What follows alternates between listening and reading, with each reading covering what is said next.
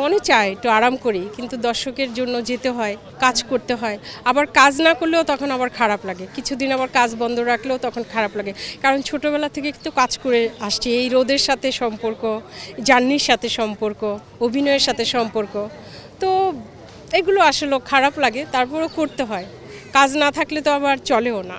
অনেকবার পড়েছি, কিন্তু মানুষরা আমাদেরকে ভালোবাসে, শিল্পীদের ভালোবাসে, আবার তারাই সহযোগিতা করে, অনেক হেল্প করে। না, আমার পরিবারকে নিয়ে আমার হজ করার ইচ্ছে আছে, বড় হজ করার ইচ্ছা আছে।